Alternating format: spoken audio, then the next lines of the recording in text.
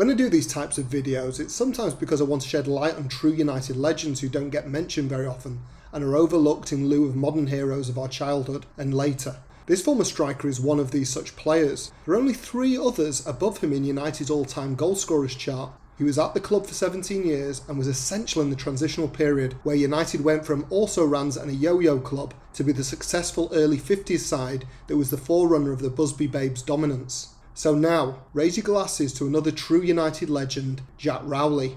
John Frederick Rowley was born on the 7th of October 1920 in Wolverhampton, the son of Walsall's semi-professional goalkeeper Matt Rowley.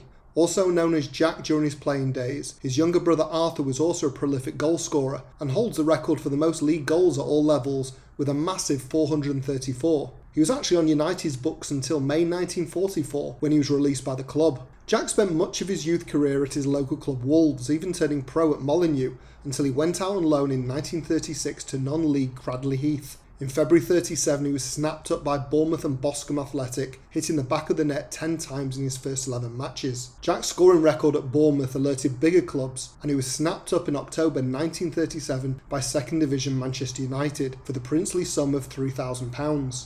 He debuted against Sheffield Wednesday in a 1-0 win and then scored his first goals for the club in his second game as he put 4 past Swansea City in a 5-1 win. His 9 strikes that season in 29 games helped the Red Devils to promotion by the end of the 37-38 campaign, which was important going forward as war was looming.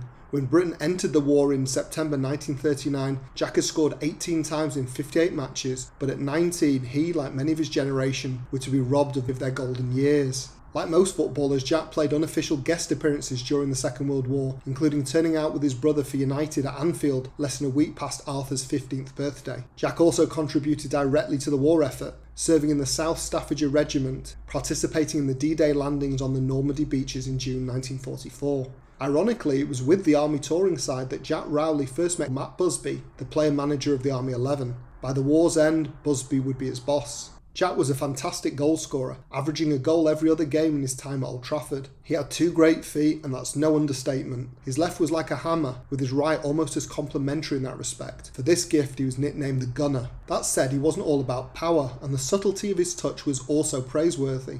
Rowley wasn't the tallest at 5'9", but he was supremely strong and as hard as they come.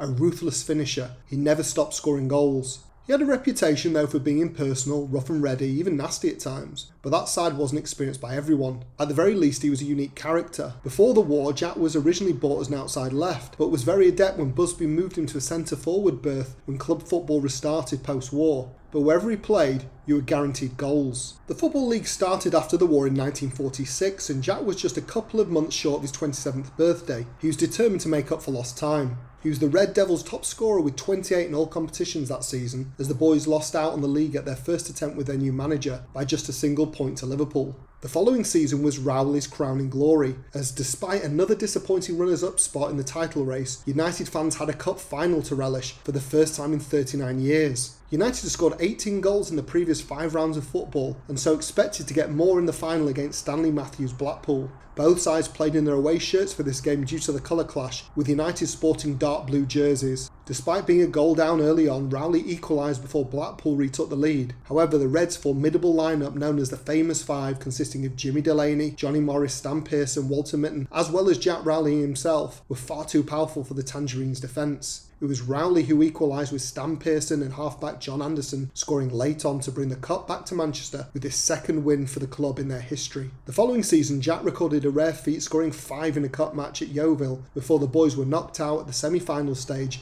by Rowley's home club Wolves. United's style of attacking football was earning the side a lot of plaudits and fans, but not much in the way of silverware as we ended up runners-up in 4 of the first 5 post-war seasons. In that time, Jack Rowley scored 136 goals for the club in all competitions, form that was getting him some England recognition. Busby and his boys finally got their hands on the seemingly elusive league title in the 51-52 season, despite losing half a dozen games by mid-November. Fortunately, Rowley was in devastating form again, getting his joint highest tally of 30 goals, but in this campaign, in fewer games, just 41. The title was clinched on the last day of the season, with United needing to avoid defeat against Arsenal at home. They went for the jugular, and not for the last time in our history, we beat Arsenal 6-1, with Rowley hitting a hat-trick. In the end, the league was secured by 4 points from reigning champions Spurs. Yes, it was that long ago. Jack Rowley, despite his club-level goal-scoring ability, only managed to earn himself 6 England caps, matching that with 6 goals in the process, playing in 4 different attacking positions over those games. He surely would have got more, but United didn't have any of their directors on the FA Council, which remarkably selected the national side in those days. There were other great strikers around, but there is no way a man of his talent should have been limited to just half a dozen run-outs for the 3 Lions between 1948 and 1952. 4 of his goals came against Northern Ireland in a 9-2 victory at Main Road whilst contesting the home championship.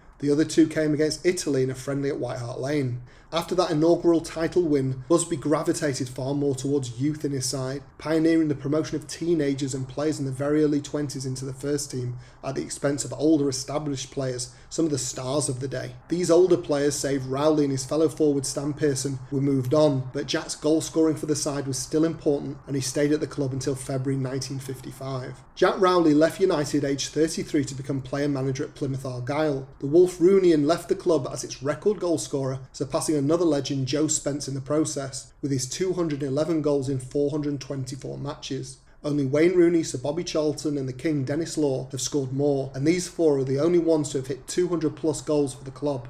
And you must consider, out of his 17 years or so with us, 6 or more of his best years, when he would have been in his prime, were robbed by the war. After being relegated, Jack led Plymouth out of the 3rd Division as champions in 58-59, before, after 5 years, moving on to Oldham, where he earned promotion with them from the 4th Division in 1962-63. He then went on to Ajax, Wrexham and Bradford Park Avenue, before ending his managerial career with a second spell at Boundary Park. Jack retired from football management in 1969 and went on to run a sub-post office cum newsagents in the Shore districts of Oldham. Jack Frederick Rowley passed away on the 18th of June 1998, aged 77.